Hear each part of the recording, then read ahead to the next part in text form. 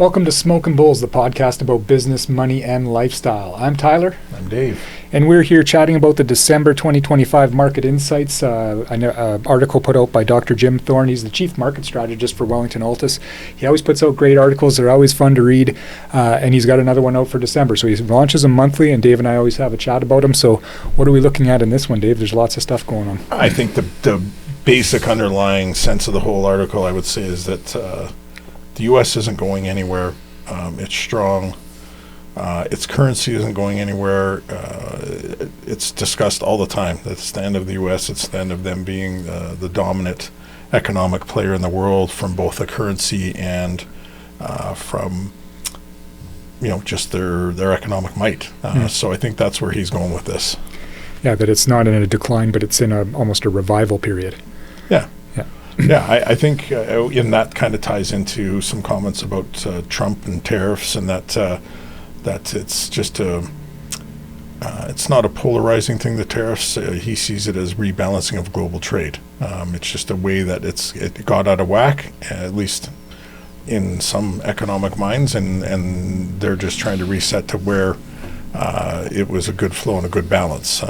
So that's kind of looking at it from that side. I think, the dollar is always the interesting one because, other countries try and compete with the dollar by making it the standard currency.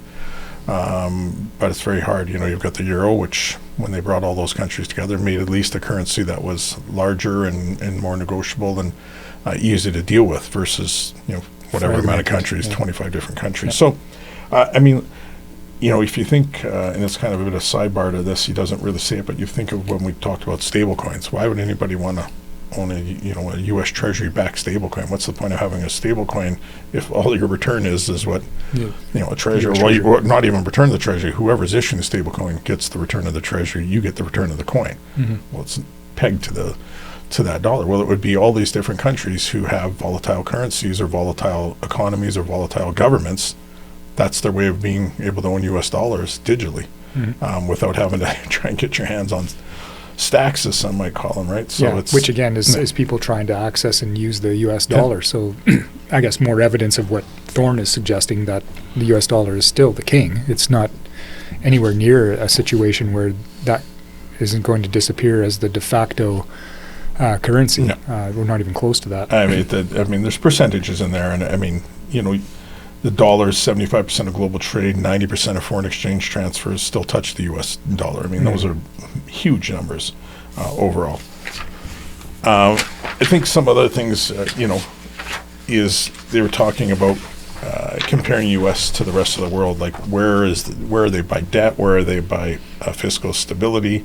All of those. I think the U.S. is probably, it seems the most volatile because it's the one that tries to change itself and adapt as fast as it can. And I think, being in Canada, when we look down there, everything moves at a different pace. And they're willing to kind of overcharge their economy and just their, quantitative easing and tightening. I mean, they're just fast on it. At least it feels they're fast on it compared to Canada. Mm-hmm. I think because we're reactive to what they do, we have to. Like, it's just such a behemoth beside us. Yeah. We're forced to kind of, step in to see where they're going and pick our path. Yeah, we're always waiting to see what their next move is. And, another example would be Trump's, changing the making capital expenditures tax deductible all the way through to 2031. Like, he's so focused on making sure that economy grows internally within the U.S. Doing something like that is just encouraging this massive expenditure on companies inside of their own country. Yep. Bringing to the U.S. Industries that maybe had left is really what his mandate is, right? Is and that's frustrating for us in Canada because we're losing some industry, we're losing some jobs. So we have to look at our own. What is our move? I guess so. Either we don't move first. We're moving in a reactionary way. We got to build a widget that the U.S. wants. Yeah, right. It's in the ground. Exactly. In lots of different ways. Call it that widget, right? So yeah, for sure. Let's talk a little bit about the outlook then. What he sees coming up, 2026, where the world's going. Yeah, well, he's saying S&P's headed to 8,000. I mean, I think he still has the target for 7,000 in 2025. We're just right at the beginning of December right now when we're doing this recording, and we're not quite there yet, but it looks like we might get there if we get our kind of Santa Claus rally that everybody always predicts. Yeah, should have started by now. Should have, yeah. So the march towards 8,000 is what he speaks about on the S&P, which is, encouraging. I don't like to see negative numbers there, so that's great.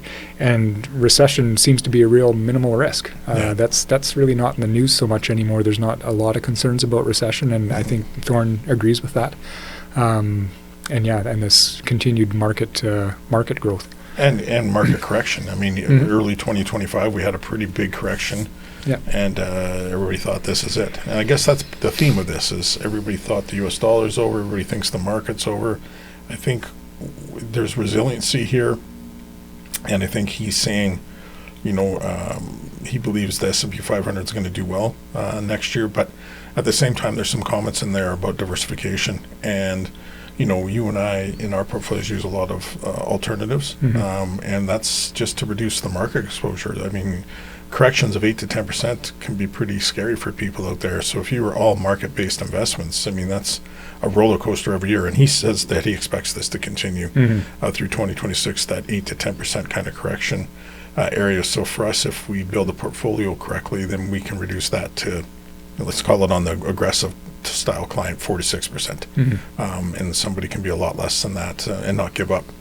Well, you're giving up return because you're not 100% equities, but not giving up a crazy amount of return. So I think it's kind of forging forward the way things are finishing in 2025. There's going to be some big corrections as we go along. I think that AI valuation of what everything's worth is going to come back in the news cycle every month, every week. We're going to hear about it, and we're going to keep hearing how things are overvalued. But as we talked about in some of our newsletter articles that we discuss, sometimes you have to stay invested and not try and time this out, even going through some of these tough corrections as they're going to happen again.